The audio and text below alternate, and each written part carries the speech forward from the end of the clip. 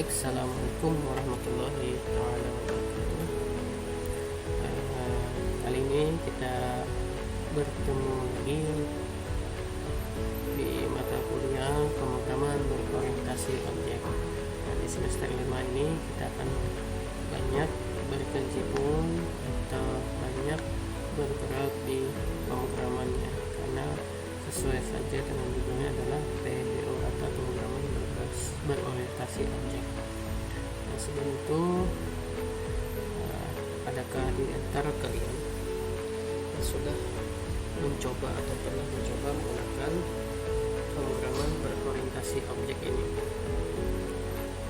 Kalau belum, kita akan coba mengupas dulu ya tentang apa sih pemrograman berorientasi objek ini. Nah, yang pertama adalah kita akan membahas tentang sejarahnya ya.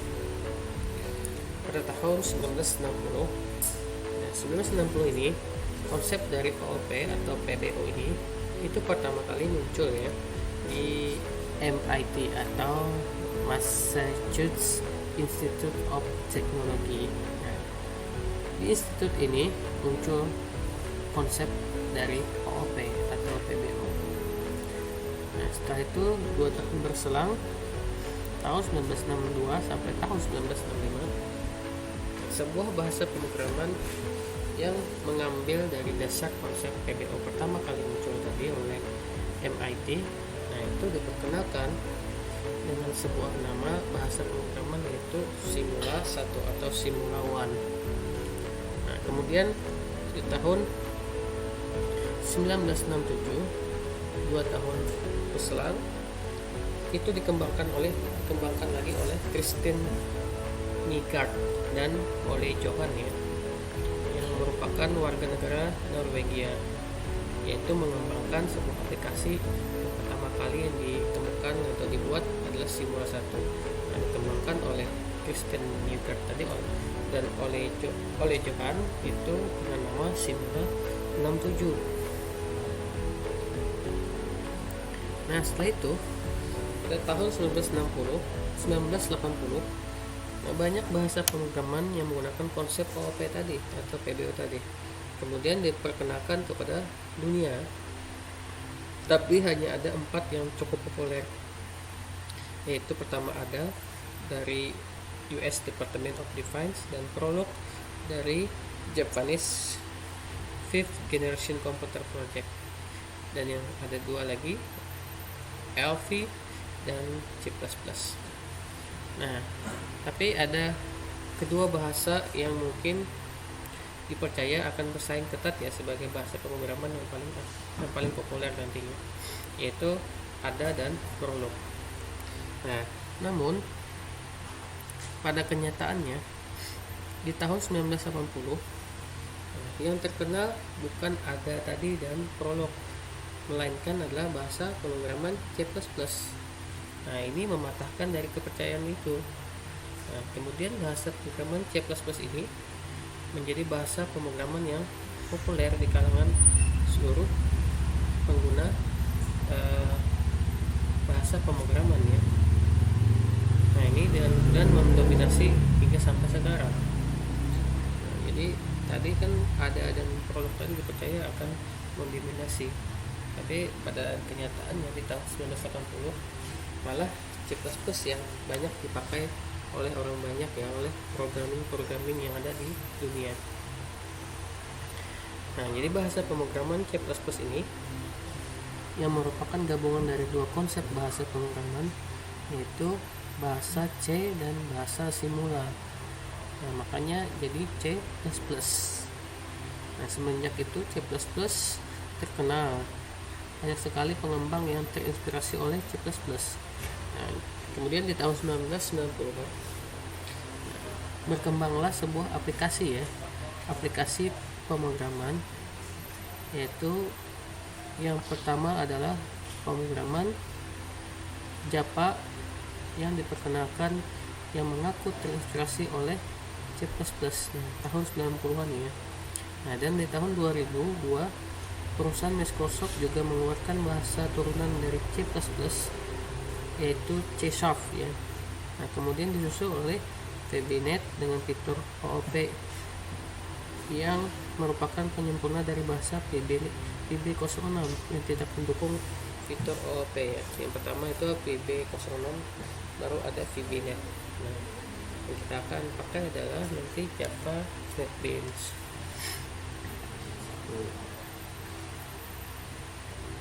Nah, kemudian sekarang yang kita bahas adalah perbedaan antara prosedural dengan OOP. Yang saya katakan adalah prosedural. Artinya prosedural ini bahasanya secara prosedural atau prosedur ya, yang sulit dipahami. Namun kalau OOP ini bahasa yang sederhana yang kita bisa pahami ya. Nah, pemrograman PBO ini dan pemrograman prosedural ini adalah dua paradigma pemrograman ya. Nah, paradigma pemrograman ini adalah gaya dasar dari pemrograman komputer, dan mereka berbeda dalam cara elemen programnya. Yang berbeda dipresentasikan dan bagaimana langkah-langkah untuk memecahkan sebuah masalah yang didefinisikan.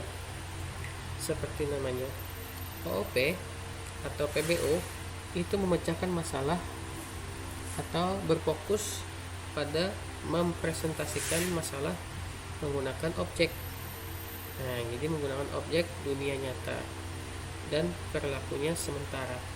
Sedangkan pemrograman prosedural menangani atau mempresentasikan solusi untuk masalah menggunakan prosedur yang merupakan kumpulan kode yang berjalan dalam urutan tertentu. Jadi perbedaannya adalah PBO ini memecahkan sebuah masalah itu menggunakan objek dunia nyata. Salah satu contohnya seperti ini. Misalkan kucing berlari mengambil ikan, misalkan seperti itu. Namun kalau prosedural mungkin akan secara berurutan. Kucing berlari menggunakan kedua kakinya untuk mengambil ikan, seperti itu. Nah, jadi secara berurutan ya, atau prosedur. Nah, mungkin itu perbedaan antara prosedural dengan PBO ya. Mungkin mudah-mudahan paham ya dari di sini. Nanti kalau tidak paham nanti bisa ditanyakan atau bisa lebih cari lagi referensi tentang PBO dan prosedural.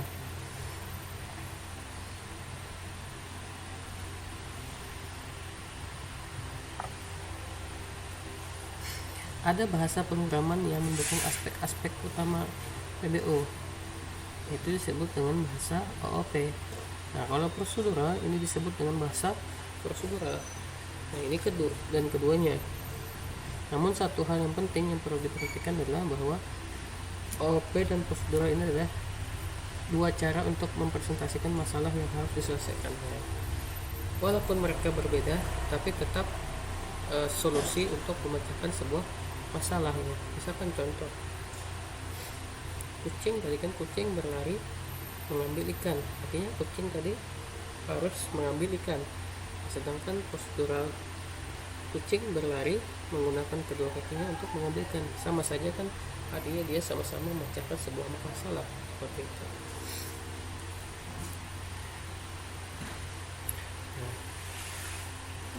Dan tidak masalah bahasa mana yang harus digunakan. Dengan kata lain, PBO dapat digunakan untuk pemrograman bahasa prosedural. Jadi PBO ini ya bisa dipakai untuk bahasa pemrograman prosedural. Nah, sedangkan bahasa prosedural ini terkadang bisa dapat digunakan di dalam PBO, namun dengan sedikit usaha, ini sedikit mengeditnya, mungkin seperti itu.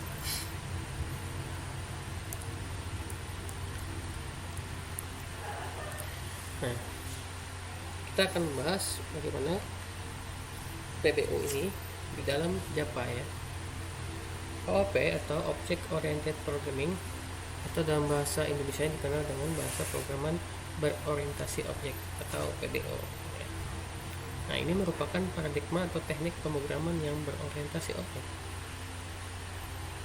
Pada OOP, fungsi dan variabel itu dibungkus dalam sebuah objeknya. Nah, ini fungsi dan variabelnya dibungkus dalam sebuah objek atau kita kenal dengan kelas ya, yang dapat saling berinteraksi sehingga membentuk sebuah program. Nah, dengan demikian tidak akan ada lagi kode yang berantakan. Semua akan kita bungkus dalam satu objek ya. Tapi sebelum membuat objek kita harus membuat kelas dulu. Nah, kelas sebenarnya ini bertugas untuk mengumpulkan prosedur ya atau fungsi dari variabel dalam suatu tempat. Sebagai contoh, kita ingin membuat game sederhana ya. Di dalamnya ada kucing dan makanan. Nah, kalau kita membuat secara prosedural, contohnya ada samping sebelah kiri ini ya, sebelah kiri saya. var cat mode happy, var cat energi 80. Nah, sedangkan kalau di OOP ini lebih sederhana lagi ya, lebih dalam satu tempat dimasukkannya. Ada kelas kucing, terus ada mood, ada energi variabelnya, terus ada lari, mencet, dan makan. Kelas makanannya ada nama, variabel rasa, hit, seperti itu. Ini adalah contoh pemrograman menggunakan kelas ya kalau di OOP. Itu kalau di prosedural tidak menggunakan kelas. Oke. Dengan kelas kita bisa menentukan yang mana variabel dan prosedur untuk kucing dan makanan. Nah, kelas ini yang nantinya akan kita pakai untuk membuat objek. Jadi kelas adalah rancangan atau blueprint dari sebuah objek. Sedangkan objek adalah variabel yang merupakan instance dari perwujudan kelas tersebut. Nah, instance ini biasa diartikan sebagai wujud dari kelas. Nah, kelas ini berisi tentang definisi variabel dan fungsi yang menggambarkan sebuah objek.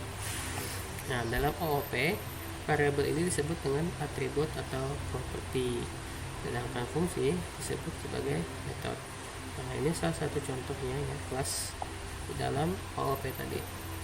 Kelas, nama kelas, string atribut 1, string atribut 2.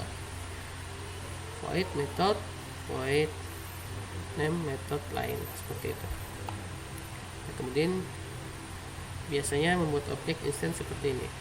Nama kelas, nama obj sama dengan name class. Nah, dalam artian kata neo tadi berfungsi untuk membuat objek baru dari kelas tertentu. Setelah membuat objek, kita bisa mengakses atribut dan metode dari objek tersebut. Nah, seperti ini. Kalau kita mau aksesnya, codingnya seperti ini. Artinya nama objek terus nama metodenya, nama objek terus atributnya, seperti itu. Nah, ini adalah beberapa contoh dari kelas dan objek. Nah, ini yang akan kita coba gunakan yang nantinya pada saat pemrograman berorientasi objek. Nah, kita akan coba menggunakan aplikasi ini nanti ya. Nanti kalian coba download aja Java NetBeans ya, Java NetBeans. Download. Setelah itu akan saya berikan contoh-contoh tutorial. Nanti saya praktekkan, kemudian kalian ikutin, coba di rumah masing-masing ya. Tapi kalau ada kesalahan silahkan CP saya, tapi saya akan bantu untuk menyelesaikan masalah tersebut ya. Dan setelah kalian bisa semuanya, baru saya akan kasih kalian tugas atau project ya, bikin sebuah aplikasi. Nah, sampai di sini dulu pertemuan kita pada hari ini. Mudah-mudahan ini bisa bermanfaat buat kalian. Kita akan coba nanti praktek ya di pertemuan berikutnya atau minggu depan. Saya akhiri. Assalamualaikum warahmatullahi wabarakatuh.